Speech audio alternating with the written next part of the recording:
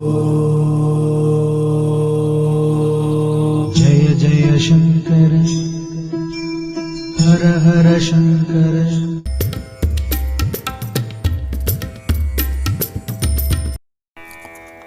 அழகிய இந்த அசோகவனத்திலுள்ள நதியில் குளிப்பதற்காக சீதா பிராட்டி வந்தாலும் வரக்கூடும் என்று தாமாகவே நிச்சயித்து கொண்டு சிம்சுபா மரத்தில் மறைந்து கொண்டு வனம் முழுவதையும் பார்த்தார் அனுமன். அந்த அசோகவனத்தின் ஒரு புறத்தில் உயர்ந்த மாளிகை போன்று ஒரு கோயிலையும் அதன் நடுவில் ஆயிரங்கால் மண்டபம் ஒன்றையும் அனுமன் கண்டார். அந்த வனம் வானத்தையெல்லாம் தொட்டுவிடும் போலிருக்கிறது என்று வியந்த அனுமன் திடீரென்று ஒரு பெண்ணை கண்டார்.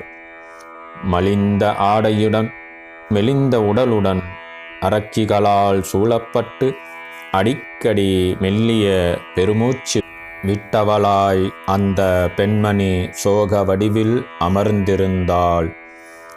கசங்கிய ஒரே ஆடையுடன் வாடிய உடலுடன் துக்கத்தால் தாக்கப்பட்டு கண்களில் நீர் ததும்பப் பெற்ற நிலையில் உட்கார்ந்திருந்த அந்த பெண்மணியை கண்டு அனுமன் அவள்தான் சீதையாக இருக்க வேண்டும் என்று யூகித்தார்.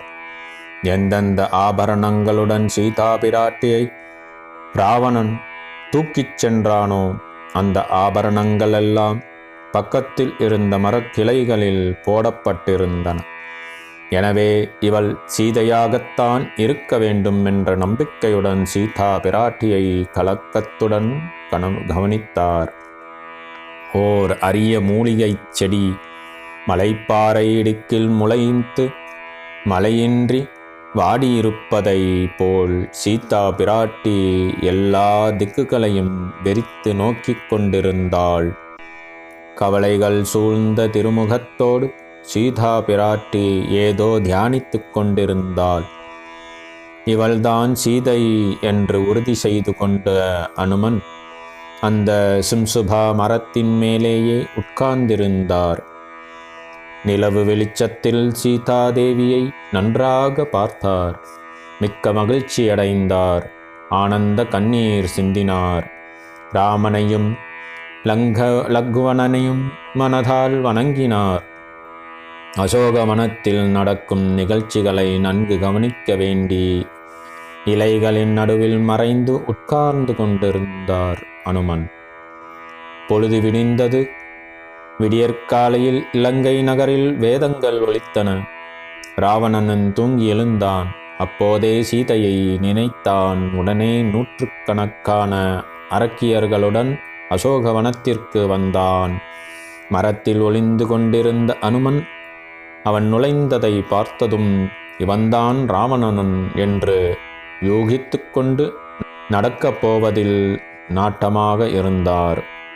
உள்ளே நுழைந்த ராவணனை பார்த்த சீதை புயல் காற்றில் வாளை எப்படி நடுநடுங்குமோ அவ்விதம் நடுங்கினாள்.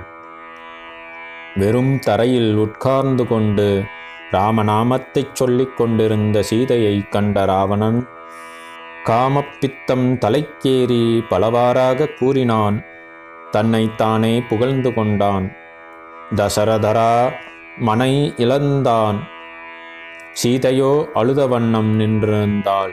வீணாக நாசமடையாதே, சாது வேடத்தோடு வந்து என்னை சிறைப்பிடித்திய நாசக்காரா, மரியாதையாக என்னை திரும்பவும் ராமபிரானிடம் கொண்டுவிடு, அவரிடம் மன்னிப்பு கேட்டுக்கொள் என்று கடும் கோபத்துடன் சீதா பிராட்டி ராவணனிடம் சொன்னாள். என் வாழ்நாள் வீணாக கழிக்கின்றது. இன்று இறங்குவாய், நாளை மனம் இறங்குவாய் என்று நாள்தோறும் நான் ஏங்குகிறேன். உன் பிடிவாதத்தால் நான் இறந்த பின் என்னை சேரப்போகிறாயா என்று கேட்ட ராவணனிடம் சீதை மேலும் கோபப்பட்டாள். என் கணவர் ராமபிரானின் வில்லுக்கு இரையாகாதே, இங்கிருந்து போய்விடு. பாம்பு கூட மந்திரத்திற்கு கட்டுப்படும். நீ எதற்கும் கட்டுப்படாதவன். உனக்கு அழிவுகாலம் வந்துவிட்டது என்றாள் சீதை. இதைக் கேட்ட ராவணனுக்கு பெரும் கோபம். இப்போதே உன்னை பிளந்து தின்பேன் என்று சொல்லி சீதை நின்ற இடம் நோக்கி அடியெடுத்து முன் செல்லாமல் நின்றான் ராவணன். இவற்றையெல்லாம் மரத்தின் மேலிருந்து பார்த்து கொண்டிருந்த அனுமனுக்கு கோபம் தலைக்கேறியது. சீதையை ராவணன் தொட்டால் அவனை கொன்று விடுவேன் என்று அனுமன் மனதிற்குள் சூளுரைத்தார்.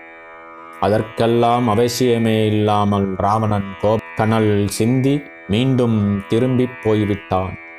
அரக்கியரெல்லாம் சீதையை துன்புறுத்தத் தொடங்கினார். சீதையை அதட்டி பயமுறுத்தி பார்த்தனர்.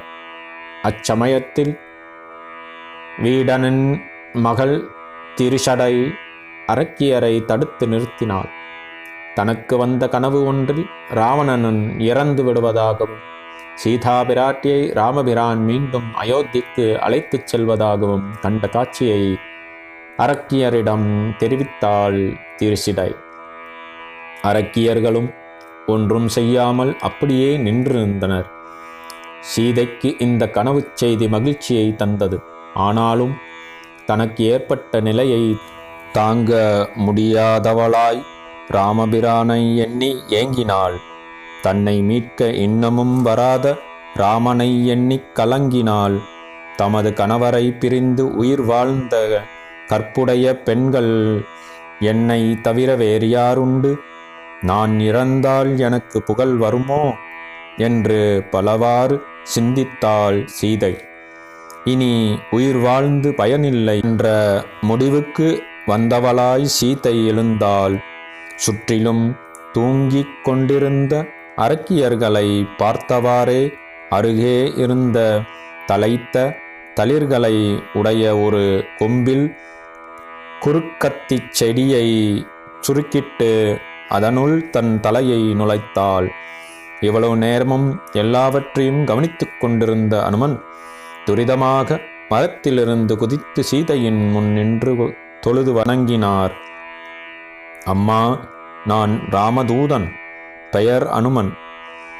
ராமனது ஆணையால் உங்களை தேடுபவர்கள் ஆயிரம் வானர்கள். ஆனால் என் பாக்கியம் உங்கள் திருவடிகளை கண்டேன் என்றார் அனுமன்.